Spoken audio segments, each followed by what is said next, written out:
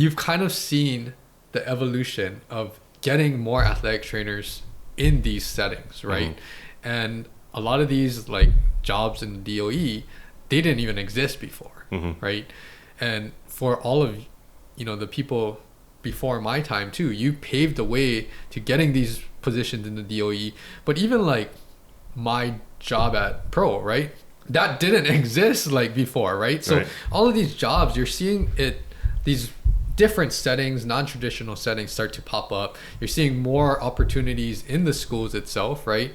I always joke around because the private schools here, you guys staff is turning into like a college staff, right? You guys are getting the numbers, which is a good thing, right? Because there's so many student athletes.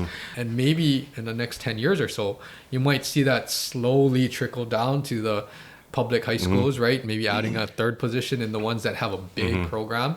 But talk a little bit about that. Like, what is your take and what have you saw, I guess, or witnessed over the years when it comes to kind of the growth of the athletic training field in Hawaii? As far as positions, I mean, it was that era between 92 and 97, especially with the DOE and our curriculum director, Dr. Buxton, Cindy Clivio, a lot of people were key stakeholders in that huge movement. I remember going to national conferences, probably late 90s, and they would announce, somebody would announce something about Hawaii being, the only state with, that mandated, and then people would applaud, at national conferences. So that was huge. We're kind of the setting the standard. Yeah. The key part for getting these positions out was the data. These positions have to be justified. When I was at Wailua, obviously I was by myself. Not a huge program, but we kept good enough data that it justified a part-time position when the second positions opened up. When I started at Moanalua, I was by myself for a year before the second positions opened up, and that was based on the data. So that would probably be the biggest trend push behind getting the second athletic trainers. And as far as the third, I think those positions are justified as well. Yeah. I mean, there was a time when I think my first couple years in the DOE, probably through when I had transferred to Moanalua, we were actually counting treatments by hand. It was before everything was computerized and kids could sign in electronically. They did we had a sign-in sheet. They checked off I wanted tape, I wanted ice, this, that, rehab, and then we would go back. So if you get behind a couple weeks worth, you got sheets, just like individual. Okay, I did. You can count that. Okay, I did. I take 30 ankles today. And that was how we justified positions, was based on how much, basically, what kind of treatments you were giving and the numbers. So that would be I guess, like I said, the biggest push behind getting the second positions. And even then, it seemed like as we got second positions, they increased sports. They introduced, like, I think JV girls soccer is 20 something years, so that was, it's relatively new. I was in the DOE when they brought around, when that program started, and then they brought in JV boys soccer, like a lot of JV sports that weren't in existence, they introduced. And even for two athletic trainers, they were getting spread thin. Yes. So that's why it's, if you want to give quality athletic healthcare, you're going to need the personnel. As our program grows at Kamehameha, even for a staff of 5 full-time athletic trainers, we still get spread thin. Yes. It's a huge program. It's very data-driven. At least now, like I said, everything is on the computer. You just put define your fields, and then you get your number. You just spreadsheet everything out, and then it's easier to work with. But no, those are. Even in my career, like at UH, we're still doing pencil, paper, sign-in sheet, right? And then I think it was only after I came back home after the NFL experience that they started just getting into like digital sign-in and stuff. And when I saw that, I was like, oh, this would have made a big difference. Exactly. But all of those things, I think the growth of the profession, the evolution of the profession is just evolving so quickly that it's allowing us to do more and help the kids or the students more so that they can focus on all of the things that they have to do. Now, when you kind of think about those lines, and you can share if you have any thoughts of like how far it's come in the past 20-30 years even, because like we said, a lot of our mentors that have really pushed legislation and having to work hard to get all of these opportunities open, but also evolving the field, right?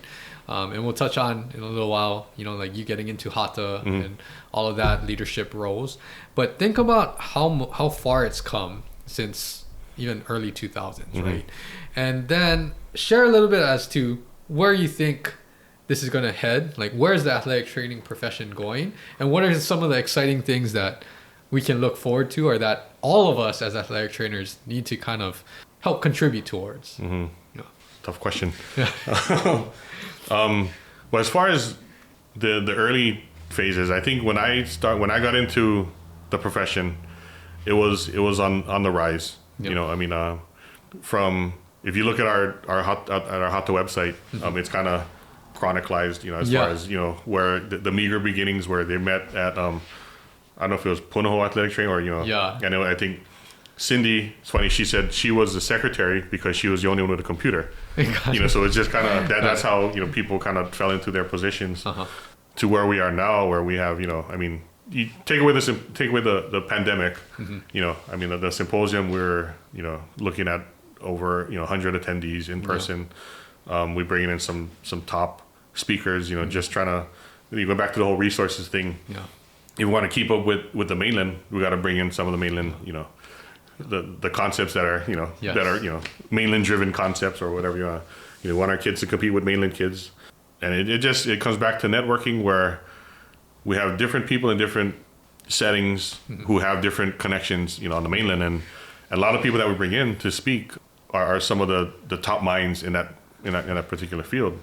And like you've spoken, and I mean, at our symposium, and that was outstanding. I mean, I think we had attended some of the same labs in the NATA, and I think we kind of have the same thoughts on where you know where rehab and training should go. And I think that's the exciting part, is when you see different rehab has evolved as well. I mean, it's like, you know, you want to rehab somebody's, let's say, the rotator cuff rehab. You know, it's not just the rubber band, you know, just internal, external rotation. There's so much more, you know, you're involving, you know, more planes of movement. Like even with social media, I mean, there's, you know, your account, there's different accounts that I follow that help with, you know, keeping us kind of not in tune, but more up to date, you know, with current rehab trends. So when I introduce some of these new concepts to, either we learn it at a conference, or even I see it on an Instagram post, I'm like, oh, this is, you know, I'll try it myself and see, okay, this, you know, you think of the kids that you can apply to.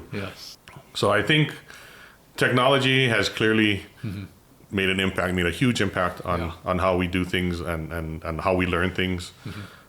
I have no idea where it's going. I mean, it's just, I mean, it's funny to think that where I am now, I mean, age-wise and how far I am, I mean, I still feel like I'm kind of young. 21. Yeah, exactly.